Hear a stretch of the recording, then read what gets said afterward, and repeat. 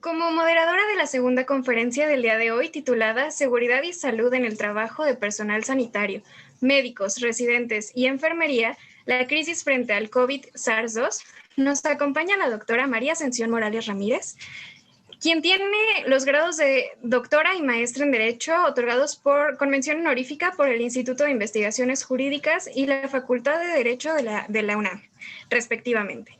Como profesora de carrera titular C, de tiempo completo, con definitividad en el área de Derecho Social, imparte clases de Derecho de la Seguridad Social, Derecho Procesal del Trabajo, Forense Laboral y de la Seguridad Social en la Facultad de Derecho de la UNAM. Igualmente, ha impartido cátedra por invitación en diversas universidades, tanto a nivel licenciatura como de maestría.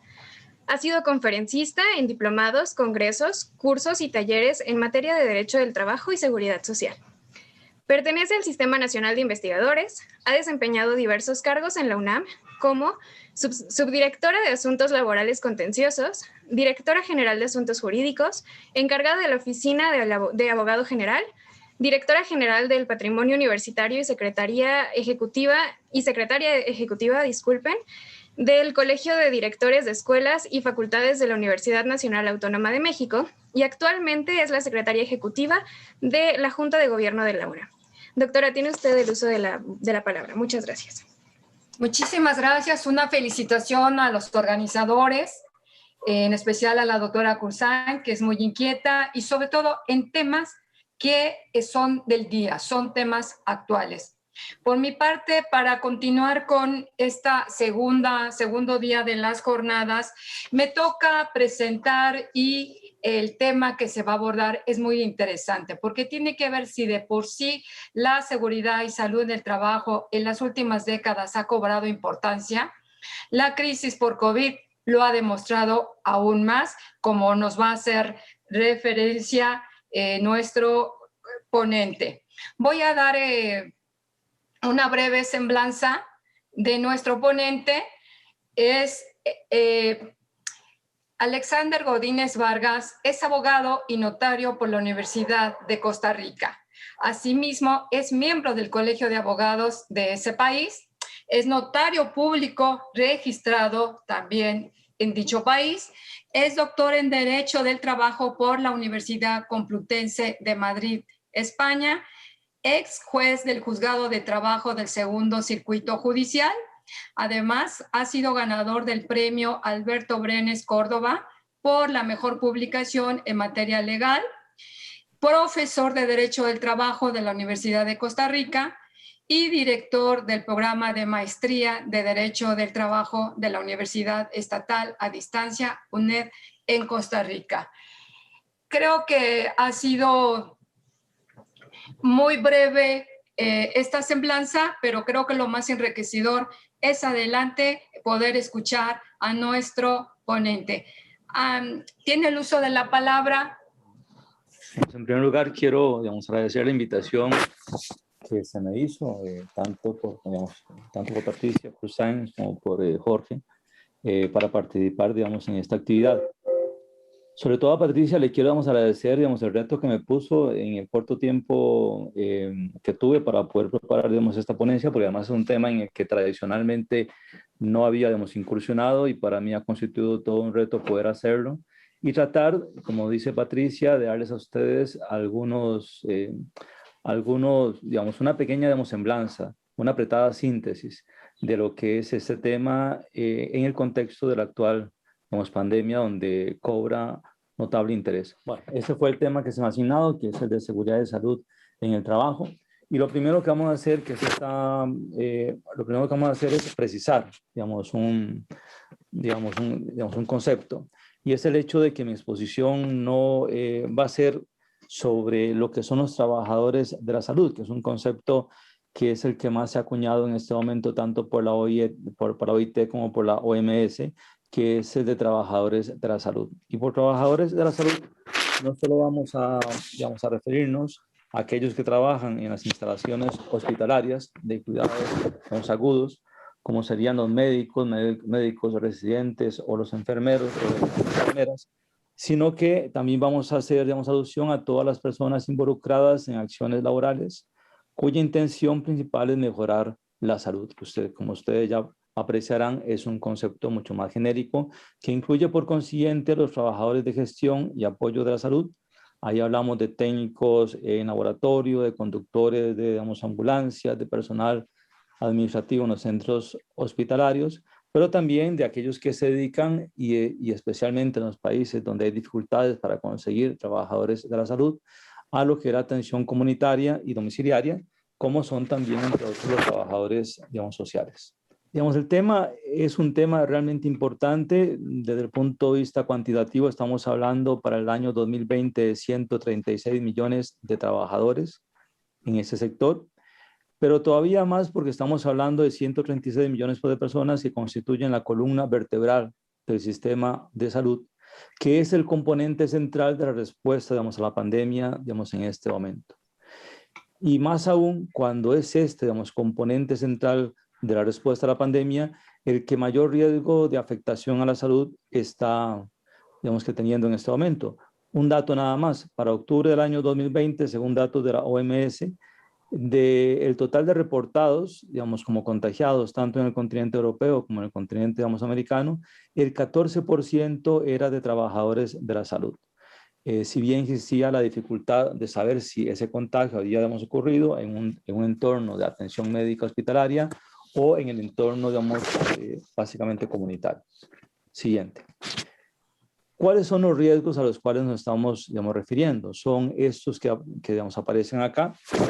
Son básicamente las infecciones ocupacionales con el COVID, los trastornos, digamos, en la piel, que son, digamos, provocados por el uso prolongado del equipo de protección, digamos, personal que se les asigna, equipo de protección personal que también provoca los estrés por calor, la exposición, digamos, a toxinas debido a un mayor uso de desinfectantes en las zonas en las que trabajan, pero también entramos en temas que tienen que ver con aspectos de salud mental, como luego veremos, que es el tema de la depresión, de la ansiedad, de la angustia psicológica, de los pensamientos suicidas, también de la fatiga crónica y el estrés, de la falta de sueño, de los cambios de comportamiento que han implicado también que aumente el consumo del tabaco, alcohol, drogas. Y un dato, digamos, importante que es también, digamos, el riesgo al estigma, a la discriminación, a la violencia física, digamos, y psicológica.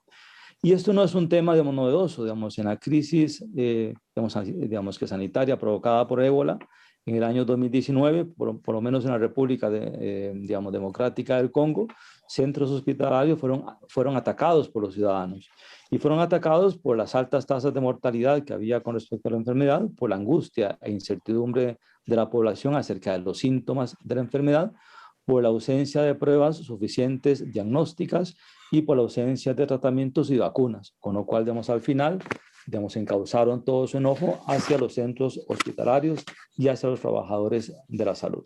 ¿Cuáles son las causas que provocan, digamos, estos riesgos? Pues entre las principales causas, las que están allí puestas, una es la escasez de personal, digamos, sanitario, que implica por consiguiente una alta carga de pacientes para cada trabajador, digamos, pues asignado, largas, digamos, jornadas con reducidos descansos para el personal. Ya solo para el año 2030 se pronosticaba que había un déficit de personal, digamos, personal para esas áreas de 18 millones, con lo cual si ya teníamos una escasez de personal, pues ya se preveía que iba a ser mucho mayor para esa época. También la escasez de los equipos de protección personal y otros factores de salud, digamos, ocupacional que vamos a ver. El tema de las mayores cargas de trabajo, se devuelve a la filmina anterior, sí. Digamos, el tema de la discriminación y estigmatización social y el tema de las múltiples responsabilidades que los trabajadores de la salud tienen. Múltiples responsabilidades que tienen que ver con la difícil conciliación del trabajo con la familia y con las cargas, digamos, familiares que también tienen, luego nos vamos a referir un poco a esto, y el tema de salarios, digamos, insuficientes. En cuanto a las consecuencias, digamos, laborales que se desprende de todo esto, las altas tasas de, digamos, absentismo, la reducción de productividad, las mayores cargas de trabajo que llevan a errores críticos que implican un riesgo mayor de infección, errores críticos que implican también daños no intencionales a los pacientes, y todo provocado por la fatiga crónica, por la disminución del estado de coordinación, digamos, alerta de esos trabajadores, por el aumento del tiempo de reacción, por el deterioro cognitivo que también tienen, digamos, etcétera. Y por último, desgraciadamente también, la muerte por infección o por suicidios. ¿Cuáles son los desafíos entonces para el sistema de salud, digamos, a partir de estos datos? Por supuesto que el desafío más importante es una, digamos, atención, digamos, integral a todas las causas que están originando, digamos, estos riesgos. Esos desafíos son preexistentes, en realidad no es que, digamos, aparezcan con la pandemia, sino que más bien se han agravado con la pandemia o se hicieron más visibles. Muestra de esto es una, digamos, recopilación de algunos movimientos de huelga, digamos, o de protesta de los trabajadores de la salud en el periodo comprendido entre mayo de 2020 hasta marzo del año 2021. Digamos, en este periodo, por lo menos se visualizan rápidamente, digamos, en internet, las noticias que están relacionadas con 14 huelgas en 9 países, que son los que están, digamos, ahí indicados: Argentina, Chile, Colombia, Ecuador, digamos, España, Francia, México, Reino Unido y Venezuela. Si ustedes ven cuáles son los motivos de estas huelgas, verán que la mayor frecuencia como motivo en 8 de los 9 países, y hay países donde se han hecho 2 movimientos de huelga, digamos, en este periodo, tiene que ver con la mejora de los salarios. Y hay 2 variables más que casi comprenden la mitad de los motivos que digamos, originan estas protestas, digamos, en los países que se han estudiado, que tiene que ver con el refuerzo de la planilla porque las contrataciones son insuficientes, y también que tiene que ver con los equipos de protección, digamos pues personal, que también se consideran, digamos, insuficientes. Y en 3 países, digamos, un tercio, la gran protesta tiene que ver con la carencia de inversiones públicas suficientes para poder tener los insumos y las condiciones que permitan que realmente pueda prestarse, digamos, el servicio. Por lo cual, siendo que los desafíos son preexistentes y que más bien se han agravado, se han hecho más visibles, esta pandemia es una gran oportunidad para crear las condiciones en que podamos afrontar de mejor forma las futuras crisis, digamos, sanitarias. Y esto pasa por fortalecer el recurso humano, digamos, disponible. Por consiguiente, por eliminar todos los obstáculos que actualmente existen para la contratación de trabajadores en este sector. Pasa por incrementar la capacidad de resiliencia, y eso implica, por consiguiente, mejorar las condiciones de trabajo.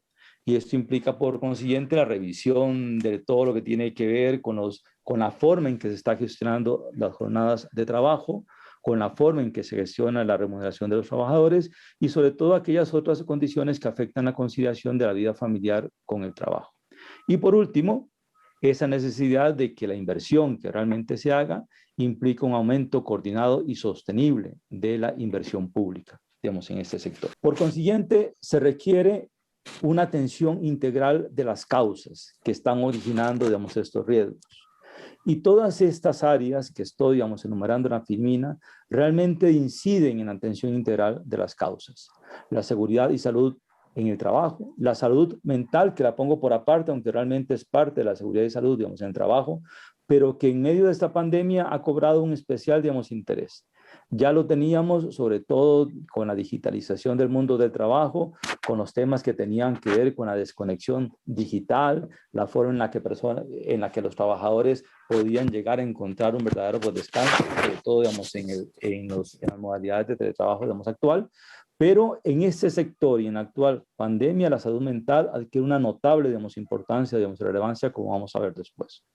En temas de contratación, en temas de remuneración, en temas de jornada, infraestructura y gestión de los desechos, en la conciliación de la vida familiar y el trabajo, en las subcontratas y en el diálogo social. Entonces, empezamos a ver cada una de estas áreas. En cuanto a la seguridad y salud, digamos, en el trabajo, es sin duda la oportunidad, y se reconoce que es la oportunidad más importante, una oportunidad única para revalorizar la importancia de la seguridad y salud, digamos, en el trabajo. como condición fundamental para lo que es el trabajo decente.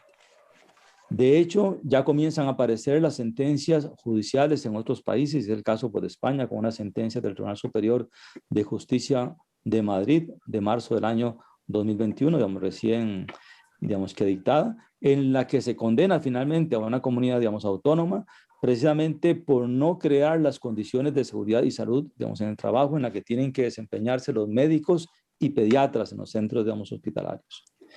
Y estas medidas de seguridad y salud, digamos, en el trabajo no solo es para los trabajadores que están presentes en los centros hospitalarios, sino que también debe ser, digamos, extensible a los trabajadores que trabajan en las comunidades, donde también tienen que atender casos más leves, pero donde finalmente también, digamos, están expuestos. ¿En qué consisten las acciones que tienen que realizarse, digamos, en este campo? Por un lado, en la creación de un programa de salud ocupacional basado en una evolución, digamos, en una evaluación periódica de los riesgos que tienen que ver con las fuentes de exposición al virus, factores de riesgo psicosocial, condiciones, digamos, ergonómicas, peligros químicos y salud mental. Y tienen que identificarse y tienen que crearse los puestos necesarios para que existan responsables, capacitados y dedicados precisamente a la implementación de este programa. Y también tiene que ser un programa que tome en consideración ciertas circunstancias que son especiales. Por ejemplo, la de los trabajadores de la salud con una cierta edad en la que existe un mayor riesgo y que por lo tanto deberían ser desplazados o movilizados hacia áreas donde se reduzcan, digamos, estos riesgos. Los trabajadores con afecciones de salud mental que precisamente por el estrés de estar trabajando con personas que están gravemente enfermas o con moribundos, realmente deberían de tener unas intervenciones primarias, preventivas, precisamente para que no se caigan en los riesgos que ya estábamos, digamos, anunciando, digamos, anteriormente. Igual que debería de tenerse en consideración las cargas de trabajo que están siendo asignadas a los trabajadores, de forma tal que no se extiendan las jornadas más allá de lo estrictamente necesario y donde exista una preocupación por las responsabilidades familiares y cargas, digamos, que familiares que tienen ciertos trabajadores. También debería formar parte de estas acciones el reconocimiento y la elaboración de protocolos para el uso apropiado, continuo, digamos, y completo del equipo de protección, digamos, personal, así como la actualización de las listas de enfermedades profesionales para que el COVID también sea, digamos, una de ellas, como ya se ha regulado, digamos, en ciertos países recientemente. Igual que todo lo que tiene que ver con el suministro del equipo de protección, digamos, personal, de desinfectantes, de cremas hidratantes, de agua potable fresca, la formación y educación en la prevención y control de las infecciones y en el uso, digamos, adecuado del equipo de protección, digamos, personal. Una formación y educación que tiene que ser, digamos, actualizada y sobre todo estar enriquecida por la retroalimentación de los trabajadores que tienen que utilizarlos, así como el acceso, digamos, oportuno de información sobre la evolución de la pandemia y sobre los riesgos de contagio. Ese es el aspecto digamos, al cual me refería antes, que realmente también en este momento es uno de los riesgos más visibles, que es el de la salud mental y la necesidad de apoyo psicológico de los trabajadores. Eso comprende acciones que tienen que implementarse en las medidas de vigilancia para la detección temprana de los incidentes críticos y de las formas en cómo mitigar, digamos, el impacto. Tiene que ver con la rotación de trabajadores de labores más complejas y más riesgosas hacia labores que son un poco más sencillas, con menos estrés. Tiene que ver con la supervisión de los trabajadores sin experiencia por trabajadores que realmente la tengan y que minimicen por consiguiente los riesgos que podrían caber por las labores propias que tienen que desempeñar a trabajadores sin la experiencia, digamos, adecuada. Tiene que ver también con la garantía de acceso y con facilitar los servicios confidenciales de salud mental, donde se podrían dar los apoyos psicosociales que sean, digamos, adecuados, como el manejo temprano de las crisis de ansiedad, de depresión, las estrategias de apoyo hacia esos trabajadores y las intervenciones, digamos, inmediatas o de urgencia que tienen que hacerse. Y tiene que ver también con información y educación sobre prácticas para un sueño saludable, que es una de las principales preocupaciones que ya ustedes saben, ya no solo de este sector, sino de la población, digamos, en general, en el contexto de esta pandemia. Y tiene que ver también con la garantía de regreso al trabajo sin riesgo de estigma, sin riesgo de discriminación de los trabajadores que han recibido el apoyo psicológico para sacar, digamos, adelante el estado mental en que se encuentran. Igual que una promoción de la cultura de prevención de la salud mental. Las siguientes acciones que tienen que tomarse y que se recomiendan, digamos, en este contexto, tienen que ver con la contratación. Ya hablábamos antes de que hay una queja generalizada, de que hay una insuficiencia del personal en el sector salud, tanto para atender a los enfermos del COVID como para atender a los enfermos que de ordinario estaban acudiendo a los centros, digamos, hospitalarios. Por consiguiente, la necesidad de una contratación mucho más rápida, mucho más ágil, donde pueda por consiguiente contarse con un nutrido personal que pueda llegar a hacer frente, digamos, a las necesidades que en este momento están presentes, es un tema de primer orden. Y, por ejemplo, digamos, en Alemania se han hecho intentos por agilizar, digamos, el proceso de contratación, tanto así que se ha buscado la forma en que los extranjeros que ya estaban residiendo en Alemania, que estaban suficientemente capacitados, pudieran tener un proceso de grado que les permitiera obtener los permisos de trabajo necesarios para poder, digamos, integrarse a los centros hospitalarios.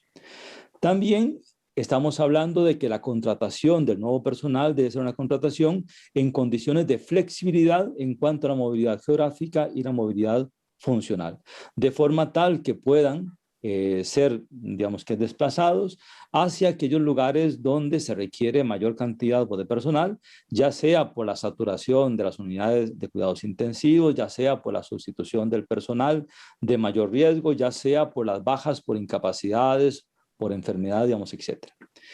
También se ha procurado ciertas iniciativas que procuran traer y poder contar con reservas, pues, de personal que de ordinario no estaban como personal, digamos, activo, pero que son necesarios, digamos, en este momento. Hay ciertas campañas, por ejemplo, que se han realizado tanto en Irlanda como en Kenia, que están, digamos, orientados a procurar que todos aquellos que tengan las habilidades y conocimientos y destrezas, digamos, adecuados, puedan registrarse como personal, digamos, en reserva, a la espera de una llamada telefónica que les diga a ustedes los requerimos a ustedes en tal centro, digamos, hospitalario. Y estas campañas han dado un buen resultado.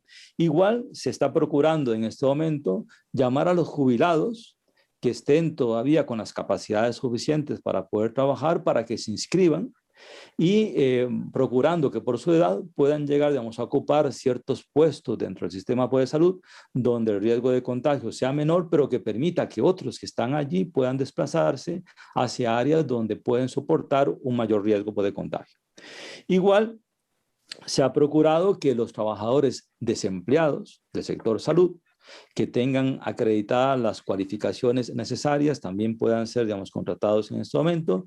E igual con los residentes médicos y con los trabajadores y con los estudiantes de medicina en las facultades de medicina en sus últimos años, con lo cual se ha procurado, por ejemplo, en el Reino Unido, que las universidades faciliten también, y las autoridades por respectivas igual, los permisos de trabajo para que este personal se pueda incorporar, siempre con la restricción de que incorporándose pueda ser guiado por trabajadores de mayor, digamos, experiencia, para minimizar, digamos, que los riesgos de los cuales ya hemos hablado antes.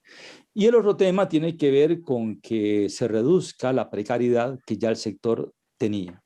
Ya el sector tenía una altísima precariedad. Estamos hablando, por ejemplo, y para citar un dato nada más, digamos, el Servicio de Salud de la Comunidad Autónoma de Madrid, 1 de cada 2 trabajadores en el sector salud son trabajadores que carecen de plaza fija, a pesar de que la antigüedad es mayor, digamos, a 3 años.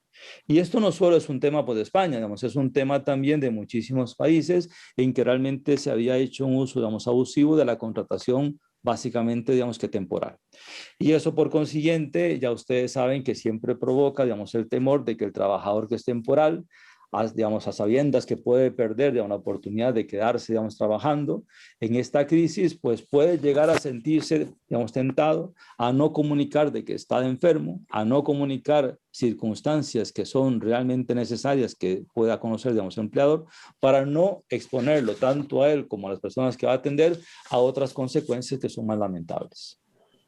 En cuanto al siguiente tema, que tiene que ver con la remuneración,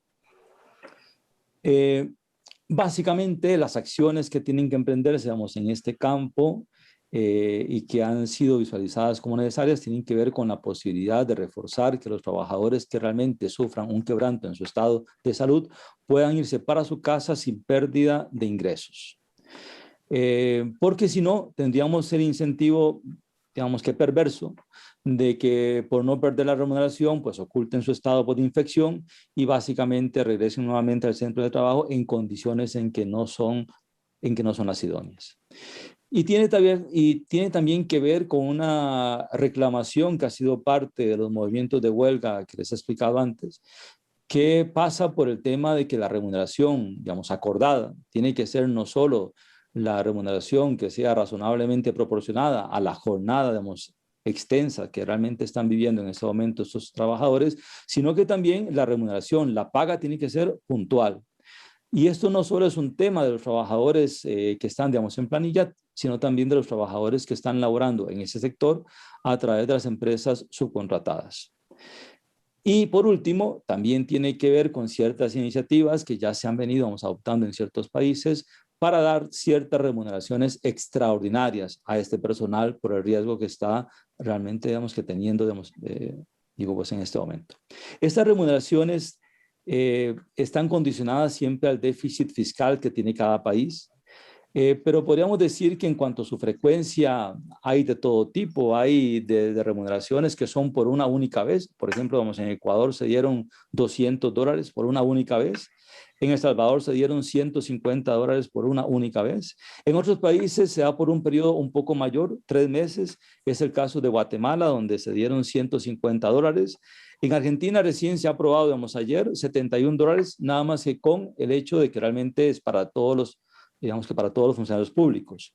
Y tenemos casos como el de México, donde se ha, digamos, otorgado durante todo el tiempo que dure la pandemia, con un 20%, digamos, que de salario, con la pequeña particularidad de que es una remuneración que está sobre un plus de infectocontagiosidad y por tanto únicamente se da por la diferencia necesaria hasta que alcance, digamos, el 20%.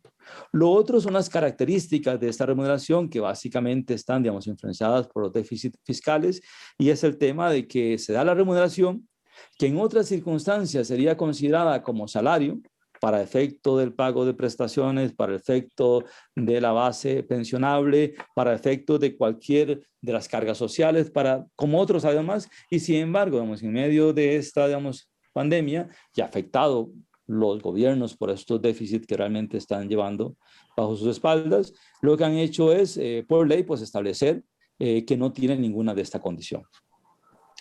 Lo que no puede pasar con esas remuneraciones es lo que sucedió, digamos, en algún país, digamos, en particular, y probablemente, digamos, en otros más, y cito el caso de donde finalmente hay un esfuerzo pues, del Congreso por aprobar una remuneración, se aprueba por 1,000 quetzales, finalmente, por la forma en que se divulga, que se va, digamos, a dar, hay una cantidad masiva de trabajadores que realmente, digamos, que la piden, y finalmente se les da, digamos, a todos ellos, con lo cual, digamos, al final, el Ministerio de Salud lo que hace es bajar, digamos, el monto de 1,000 hasta los 850.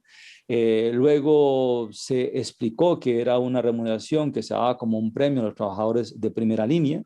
Luego, en medio de la presión de los trabajadores por obtener, digamos, alguna remuneración, digamos, adicional, se le termina dando a todos los trabajadores del sector salud, aun cuando su contrato esté suspendido, aun cuando no estén, digamos, laborando, digamos, en ese momento.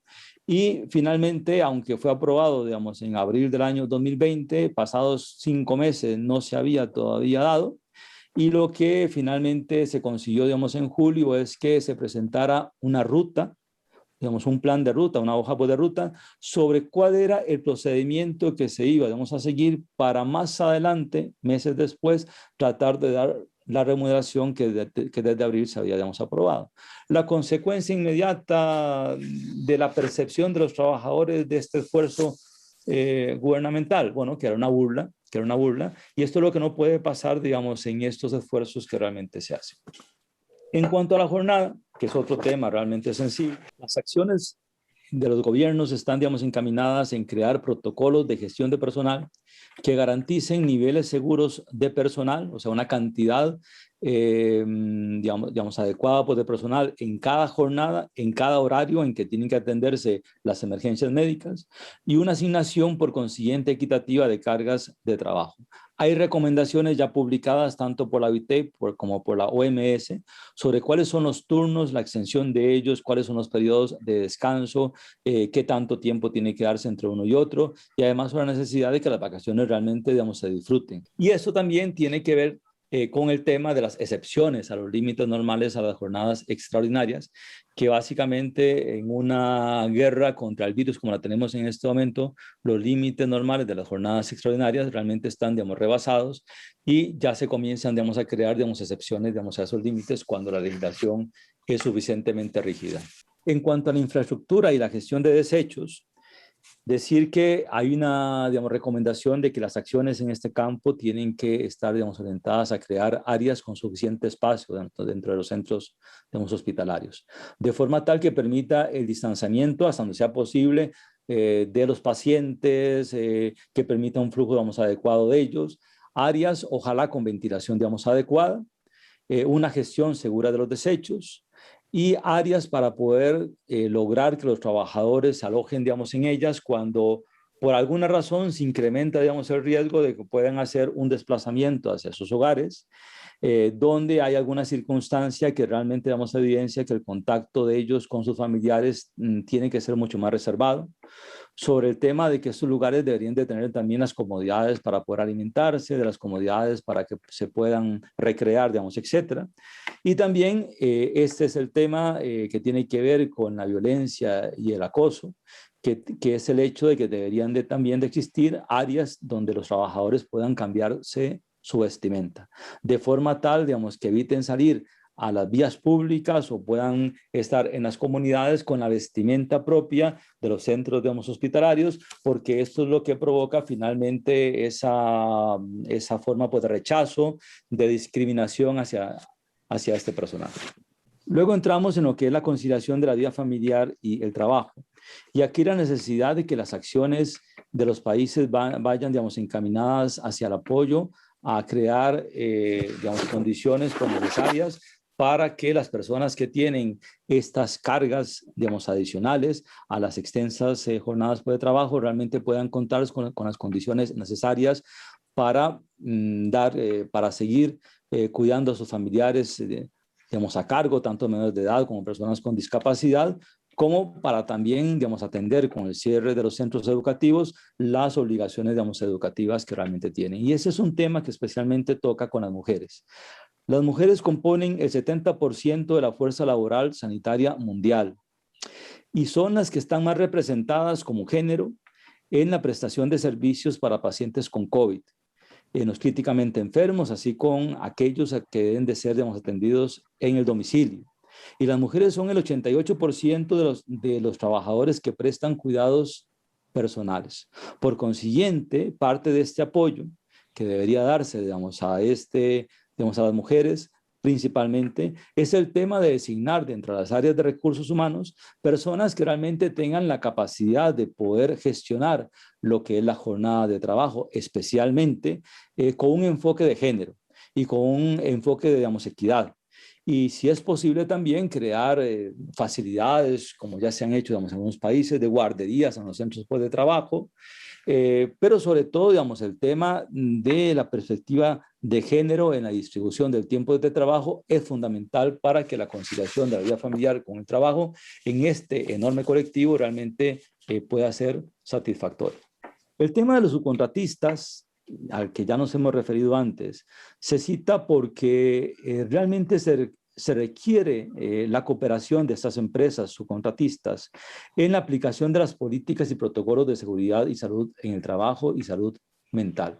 Porque muchos de los trabajadores que están, digamos, en precariedad, digamos, en este momento en el sector salud, pertenecen a empresas subcontratistas.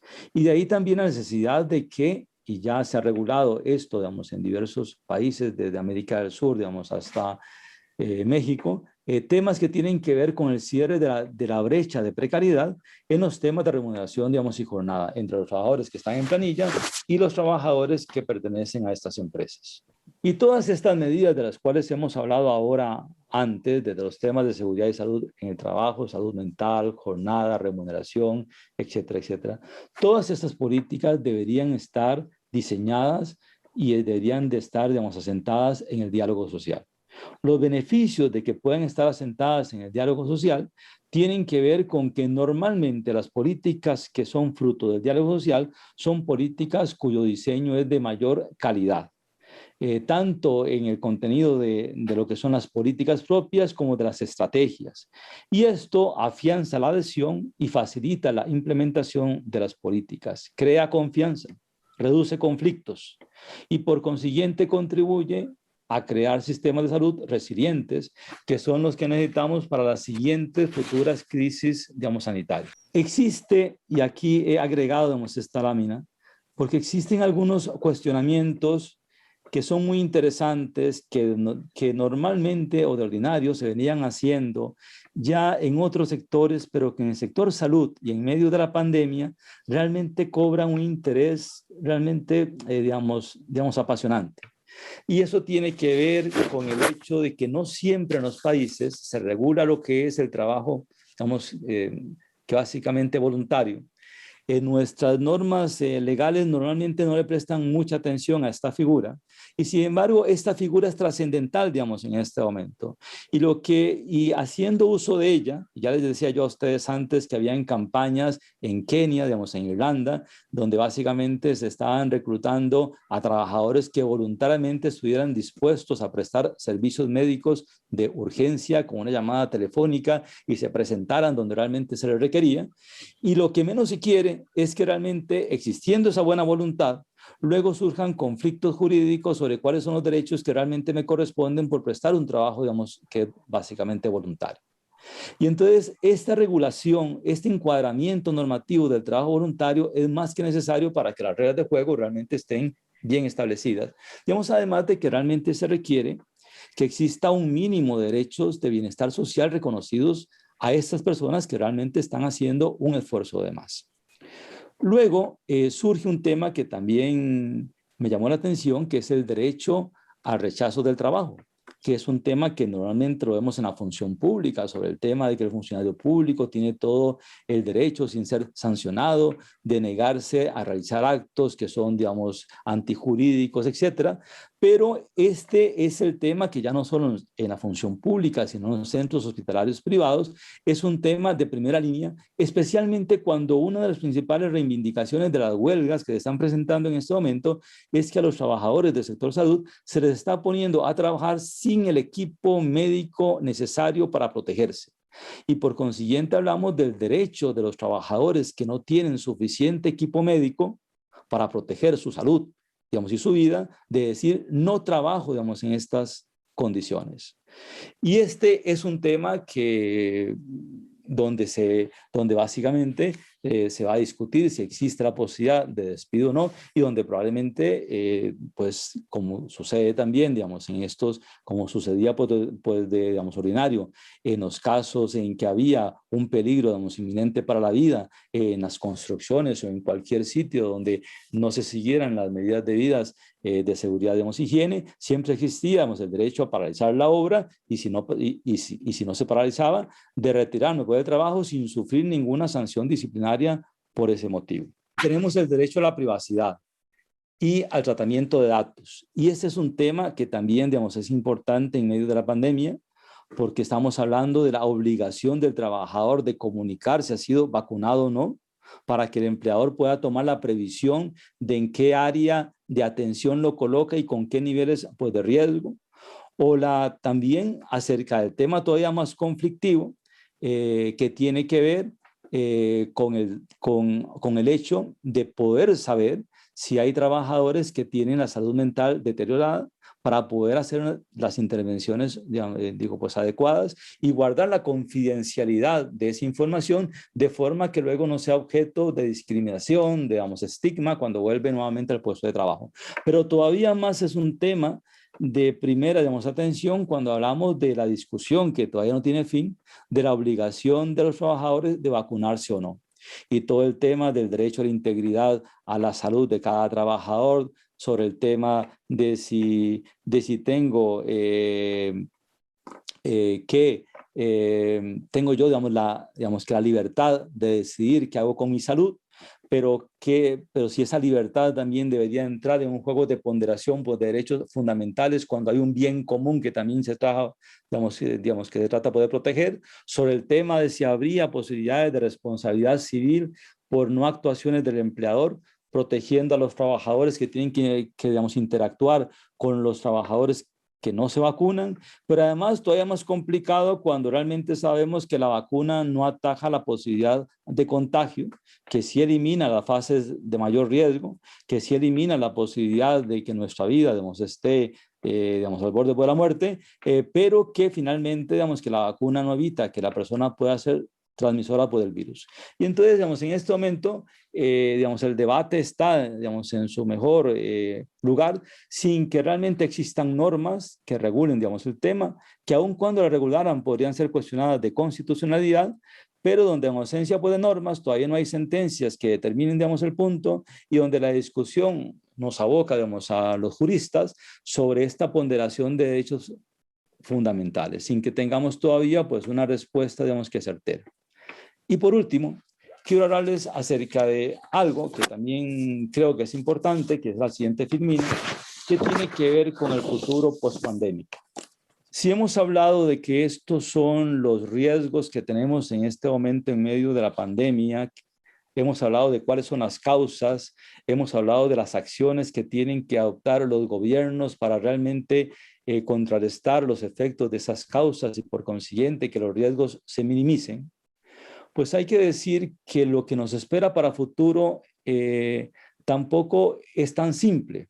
Y no es tan simple porque de alguna forma por priorizar, porque las políticas gubernamentales y el mensaje de los órganos de salud ha sido, si no es importante, no acuda usted al centro hospitalario, si no es importante que usted se desplace, mejor quédese en casa, si es posible postergar la atención médica que usted tenía, mejor reprográmela, y porque los centros hospitalarios también han dado prioridad a lo que claramente, digamos, es una prioridad, pero eso ha implicado que si ya las listas de, digamos, espera para las cirugías eran largas, en mi país son de años, pues lógicamente las listas de espera ya nadie ha vuelto a hablar de ellas y probablemente hayan duplicado la cantidad de años que una persona tiene que esperar para ciertas, digamos, que cirugías, para ciertas, digamos, atenciones médicas. Y por consiguiente, eso ha implicado para los centros hospitalarios privados una reducción muy fuerte de ingresos, que pone en entredicho la capacidad financiera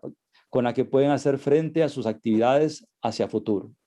Y eso puede repercutir, digamos, en la capacidad que también tienen para proveer del equipo médico necesario, de la cantidad de médicos necesarios y de la infraestructura necesaria para una buena, digamos, atención médica.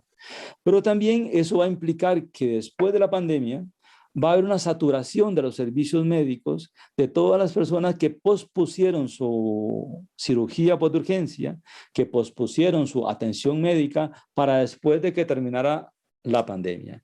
Y ahí es donde se vuelve aún todavía más necesario que la inversión pública que en este momento comienza a reconocerse que hacía falta sea sostenible, que la contratación de trabajadores realmente se haga, digamos, en condiciones que aseguren una capacidad de resiliencia y que sean por consiguiente personal que esté suficientemente preparado no solo para las nuevas, digamos, emergencias, digamos, sanitarias que vengan, sino también para ese digamos, embudo que realmente se ha creado y que en un momento dado va a comenzar, digamos, a fluir en una forma en la que no estábamos tampoco acostumbrados antes de la pandemia.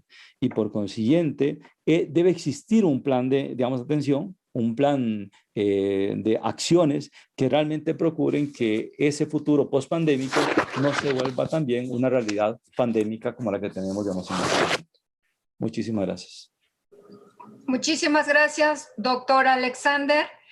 Ha usted confirmado la importancia de la seguridad y salud en el trabajo y además ha perfilado los temas que yo creo ya deben de estar siendo considerados en la estrategia iberoamericana y en la estrategia europea en materia de seguridad y salud en el trabajo. Muchísimas gracias, muy interesante todos los aspectos. Vamos a dar paso a los comentaristas sobre esta importante disertación. Y a continuación, le damos el uso de la palabra al doctor Carlos Ernesto Molina Monsalve, no sin antes señalar algunos breves datos de su semblanza curricular. El doctor Carlos Ernesto Molina es abogado por parte, me corrige si estoy bien, de la Universidad Pontificia de Bolivia, es magistrado de la Sala de Casación Laboral de la Corte Suprema de Justicia, es miembro de la Academia Iberoamericana de Derecho al Trabajo, docente universitario y doctor en Derecho por la Universidad Santo Tomás. Además, obtuvo el grado con la tesis El Derecho a la Igualdad, a Trabajo Igual, Salario Igual o Trabajo Igual, Valor, Salario Igual. Adelante, doctor Molina, con sus comentarios en relación a la ponencia del doctor Alexander. Muchas gracias, doctora Morales. Un placer para mí y un honor poder participar en esta jornada iberoamericana de Derecho del Trabajo y Seguridad Social y tener la posibilidad de comentar la excelente ponencia del doctor Godínez. Mi universidad, doctora Morales, no es de Bolivia, sino de Colombia, se llama Universidad Pontificia Bolivariana. Ah, es que sí lo googleé porque nomás decía UPD y dije, vamos a ver y me ponía eso, bolivariana. Muchas gracias. Bueno, doctora Morales. Es poco realmente lo que uno podría agregar a la excelente disertación del doctor Godínez. Sin embargo, y dentro del tiempo asignado de los 15 minutos, voy a tratar de hacer algunos comentarios complementarios a la ponencia principal. Esos comentarios girarán sobre todo sobre aspectos internacionales atinentes a las condiciones de trabajo del personal de salud en esta pandemia,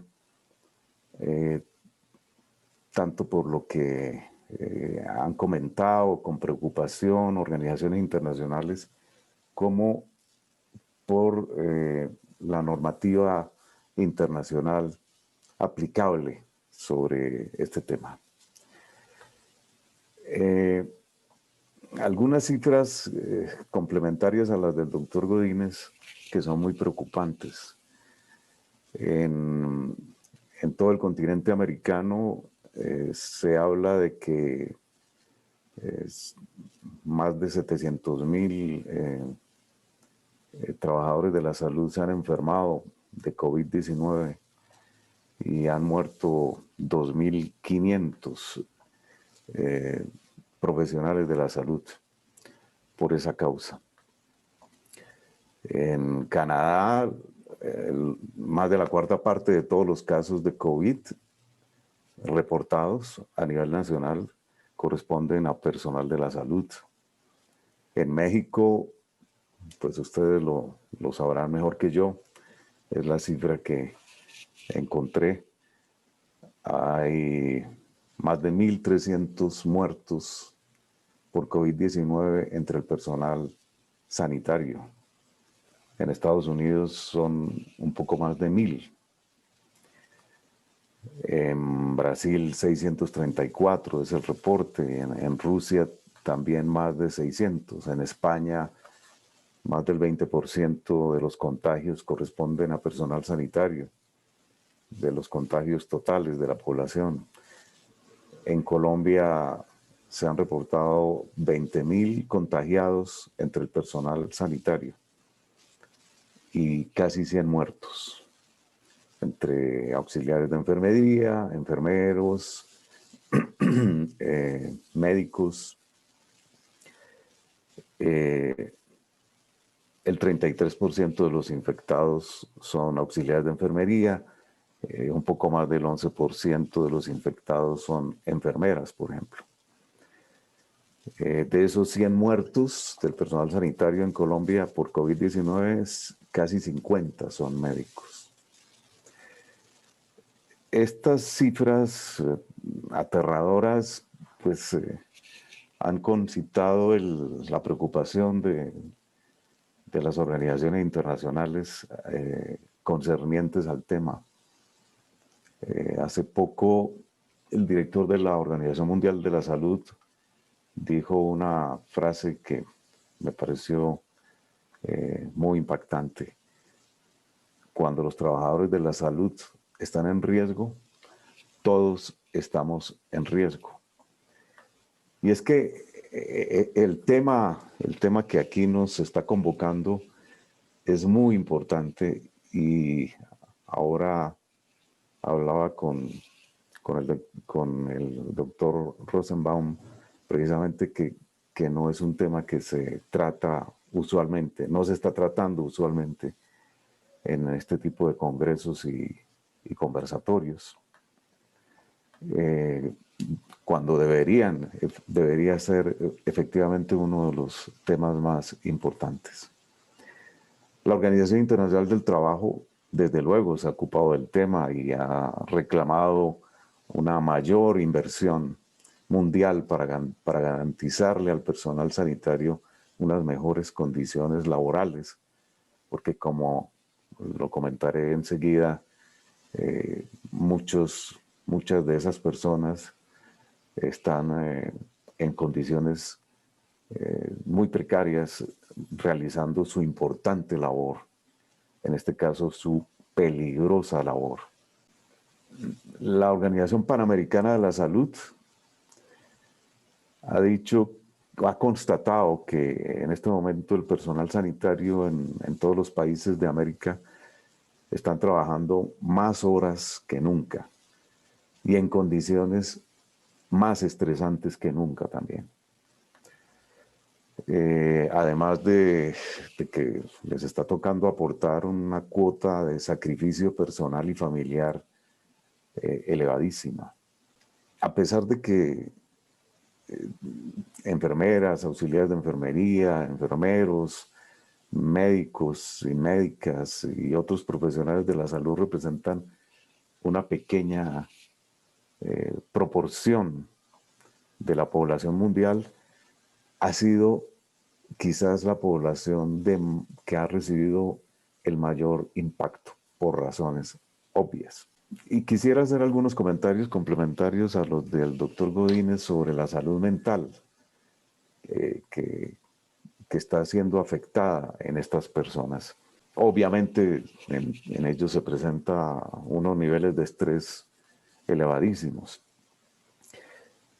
Según la Organización Panamericana de la Salud, esos niveles de estrés se obedecen o son causados por la estigmatización que muchas veces sufren estas personas al considerárseles por sectores de la población como peligrosos, porque precisamente como están en la primera línea de atención a la pandemia, son percibidos por mucha gente como un peligro ambulante que los puede contagiar. Entonces, este personal se siente muy estigmatizado y muy discriminado.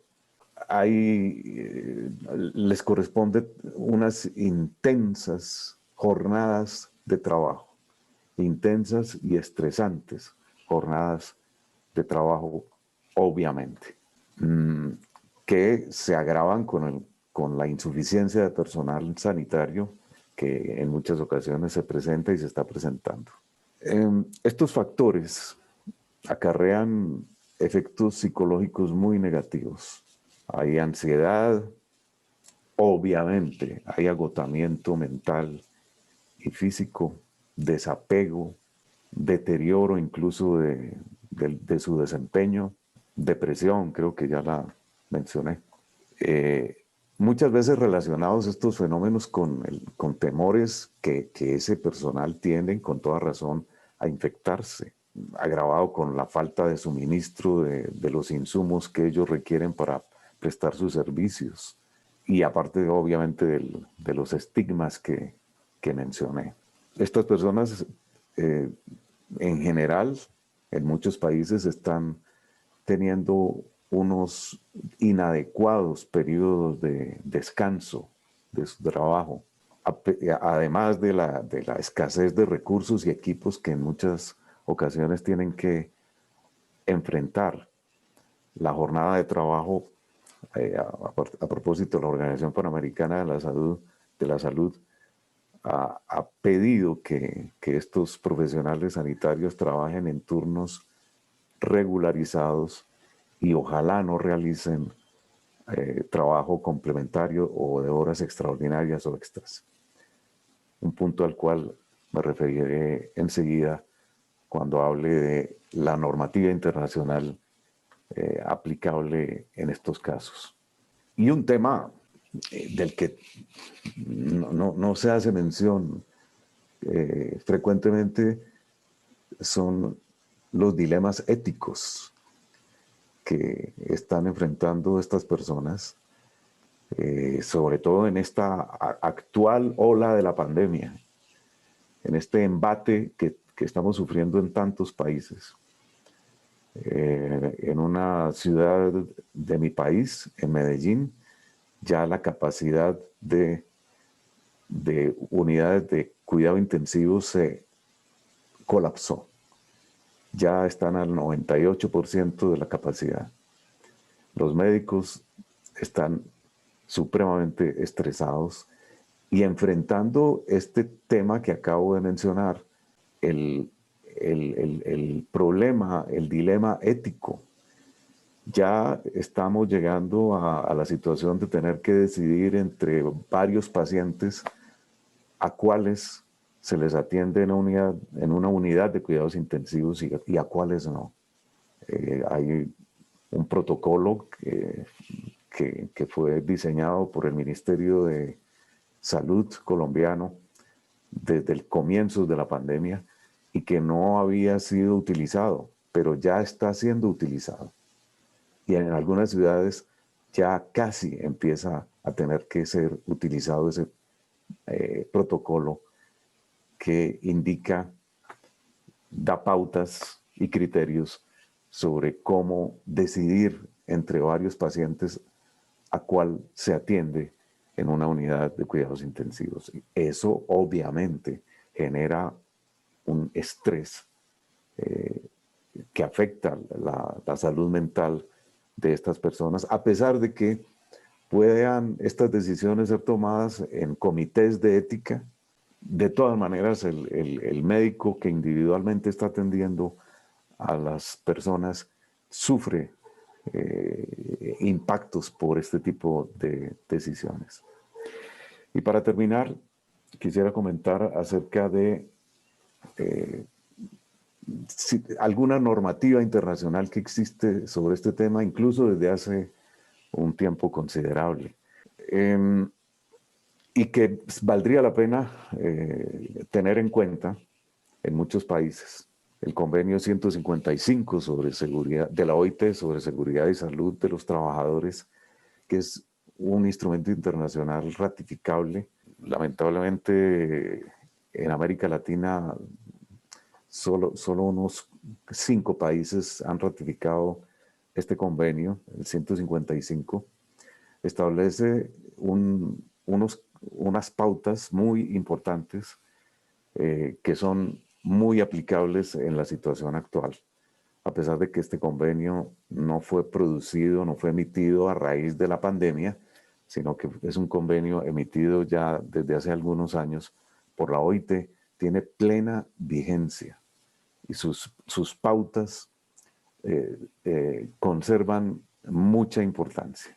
Y hay un par de instrumentos internacionales también de la OIT que se enfocan específicamente al personal de enfermería. El convenio 149 y la recomendación complementaria de ese convenio, que es la recomendación 157, ambos sobre el personal sanitario.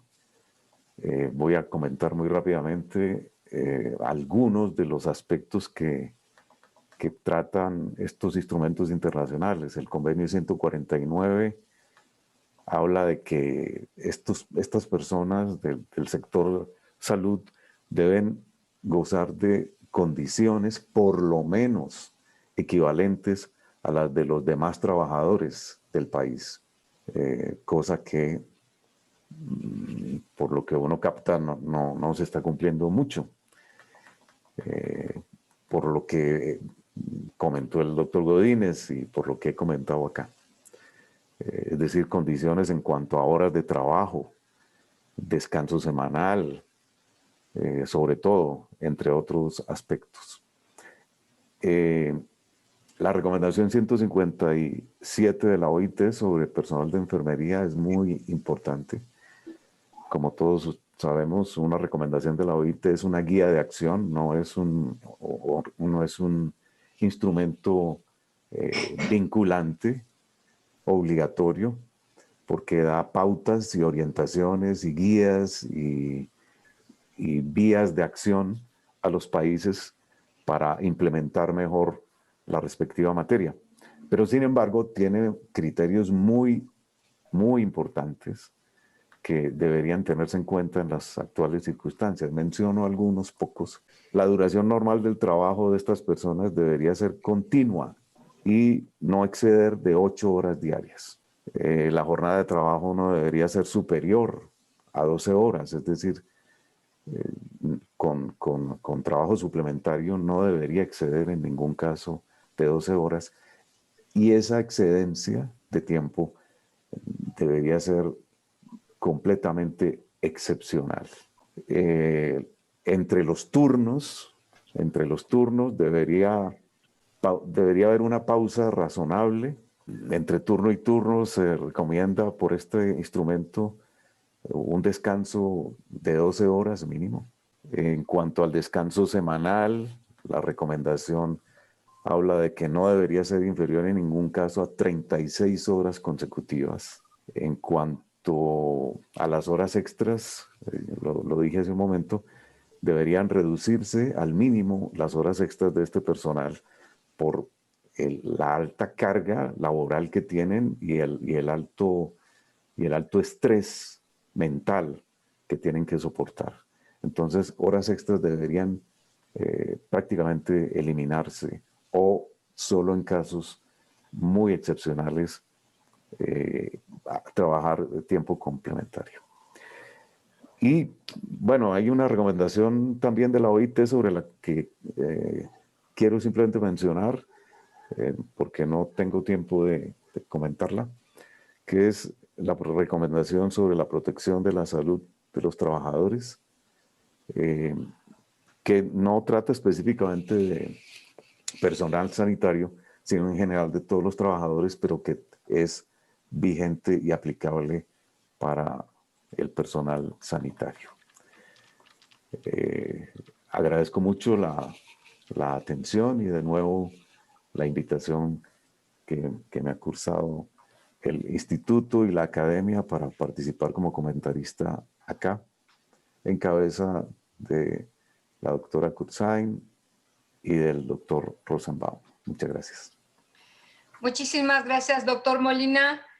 Vamos a dar lugar al segundo comentarista, el doctor José Dávalos Morales. Brevemente daremos una semblanza porque si no, no terminaríamos y es poco el tiempo. Gracias.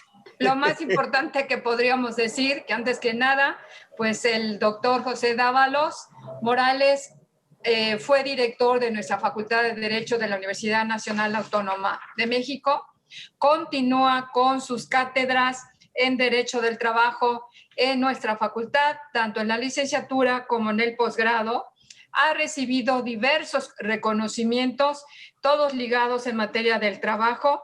Y algo importante que podemos también señalar, que el doctor pertenece al Sistema Nacional de Investigadores nivel 1. ¿Y qué más podemos decir? Sí, tiene toda la experiencia para hablar sobre los temas que nos han convocado y en especial el tema de seguridad y salud en el trabajo. Adelante, doctor. Muchas gracias, doctora María Ascensión Morales. Gracias, doctor. Una maestra muy querida en la Facultad de Derecho y en toda la universidad. Acostumbramos en la UNAM decir maestro. Generalmente no damos el grado de doctor porque consideramos que es más cariñosa la expresión de maestro. Maestra y doctora María Ascensión Morales. Querido doctor Jorge Rosenbaum, presidente de la Academia Iberoamericana de Derecho del Trabajo y de la Seguridad Social. Doctora Patricia Cursain, una excelente laboralista, muy querida en la Facultad de Derecho, muy querida en el Instituto de Investigaciones Jurídicas. Es una mujer que da prestigio al derecho del trabajo en todos los medios universitarios de México y del exterior. Ha sido excelente la exposición del doctor Alexander Godínez de Costa Rica. Pude leer su ponencia 3 días antes de esta fecha. Desafortunadamente no la tuve, no me la pudieron dar con mayor tiempo, pero una excelente ponencia del doctor Alexander Godínez. También quiero referirme a la magnífica exposición del doctor Carlos Molina Monsalve de Colombia. El tema que ha expuesto el doctor Alexander Godínez, muy distinguido profesor costarricense, es de gran relevancia, pues la pandemia de COVID-19 que estamos viviendo evidenció la situación de alto riesgo en que se encuentra el personal de salud. Es trascendental proteger a nuestro personal sanitario que se encuentra arriesgando su vida para salvaguardar nuestra vida. Este personal de salud ha sufrido jornadas extenuantes, salarios que no compensan su esfuerzo y al riesgo que enfrentan. En muchos casos se agrega la falta del equipo de protección y de capacitación adecuada. Ante todo esto, se tienen grandes retos que deben ser prioritarios. Podemos destacar que la Organización Mundial de la Salud hizo un llamado a los gobiernos y a los responsables de la salud para que enfrenten las amenazas a la salud y seguridad a que se encuentran expuestos los trabajadores sanitarios y los pacientes. Estableció 5 medidas para su protección, que son proteger a los trabajadores de la salud de la violencia inexplicable que se ha producido en diferentes formas y en varias partes de nuestro país. Por ejemplo, golpeando a los médicos y a las enfermeras como respuesta a la pandemia. Mejorar su salud mental. Ha sido tan fuerte el caudal de los pacientes, que representa un problema para todos los trabajadores de la salud que no encuentran forma de hacerle frente a ese caudal. Protegerlos de los peligros físicos y biológicos, promover los programas nacionales de seguridad de los trabajadores de la salud y vincular las políticas de seguridad de los trabajadores de la salud con las políticas de seguridad del paciente existentes. En México, de acuerdo con los datos de la Secretaría de Salud, del 5 de abril de 2021, había hasta esa fecha 233,152 casos acumulados de contagios en personal de la salud, en donde desgraciadamente hubo 3,699 defunciones confirmadas en este sector, siendo el 46.4% de esas muertes de médicos, 29.4% de otros trabajadores de la salud, 19% de enfermeras, el 3% de dentistas y el 2.2% de laboratoristas. Consideramos relevante hacer énfasis en los residentes, que son los profesionales de la medicina que realizan determinadas actividades para hacer estudios y prácticas de posgrado. Médicos que en muchas ocasiones se han enfrentado a grandes desafíos e injusticias, muchos de índole laboral. Esto a pesar de ser una de las principales fuerzas en la atención a los pacientes. Debemos destacar que el médico residente tiene dos funciones que se complementan, una función académica y una función laboral. En el ámbito académico se ajusta a las normas que su institución de educación superior establece para obtener su especialidad, en tanto que la relación con la unidad médica a la que está adscrito es de naturaleza laboral. La Ley Federal del Trabajo considera a los médicos residentes en periodo de adiestramiento en una especialidad desde el 30 de diciembre de 1977 en el capítulo 16º, en los artículos del 353A al 353I. Su incorporación a la ley se debió fundamentalmente al primer movimiento médico en la historia de México que surgió entre 1964 y 1965 para defender los derechos de los médicos residentes. A pesar de estar regulado el servicio de los médicos residentes en la Ley Federal del Trabajo, como se ha señalado, han surgido diferentes problemas, como por ejemplo la tesis aislada 7 romano segundo T.17L, 10ª época, de la Suprema Corte de Justicia de la Nación, la cual mencionaba que la relación jurídica del médico residente era de un estudiante becado y no de un trabajador. Señalaba que el elemento principal y característico de un vínculo de trabajo es la subordinación. Sostenía esta tesis que no había subordinación, ya que sus principales actividades eran académicas y de práctica profesional. Por lo tanto, su situación jurídica era la de un estudiante que percibe una beca para estudios de posgrado o especialidad. Por fortuna, surgió posteriormente la jurisprudencia segunda diagonal J 2 diagonal 2017, 10ª época, la cual confirma que la regulación del trabajo de los médicos residentes en la Ley Federal del Trabajo la realizaron los legisladores con la finalidad de que tenga la naturaleza laboral, con algunas características específicas, y aunque tenga como fin su adiestramiento para lograr una especialidad que le da el carácter de alumno, esto no quita su calidad de trabajador al ser una relación laboral con ese fin específico.